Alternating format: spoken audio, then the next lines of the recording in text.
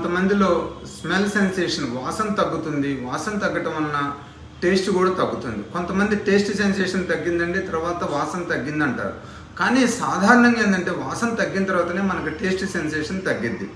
దీనికి కామన్గా ఏంటంటే మన ముక్కులో ఉన్న ఇన్ఫ్లమేటరీ డిసీజ్, రేరుగా ట్యూమరస్ కండిషన్స్. సో ఎవరైనా కూడా ముక్కులో స్మెల్ తగ్గింది అంటే ఖచ్చితంగా మనం నేషనల్ ఎండోస్కోపిక్ ఎవాల్యుయేషన్ చేసుకోవాలి. CT scan of the brain and sinus కూడా చేసుకోవాలి. వీటిలో ఎక్కడైతే అనటామికల్ ప్రాబ్లం ఉన్నా, డిసీజ్ ప్రాబ్లం ఉన్నా మనం దాని ట్రీట్మెంట్ ఇచ్చినట్లయితే ఇద్దరు మెడికల్ ద్వారా కానీ సర్జరీ ద్వారా కానీ ఈ స్మెల్ మళ్ళీ మనకి వాపస్ వచ్చే అవకాశం ఉంటుంది.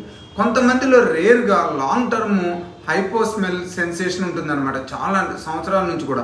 అలాంటి వాళ్ళలో కూడా ఇప్పుడు ప్లేట్లెట్ రిచ్ ప్లాస్మా ఇంజెక్షన్స్ ఇచ్చినట్లయితే కొంతమందిలో స్మెల్ ఇంప్రూవ్ కావడానికి అవకాశం ఉంటుంది.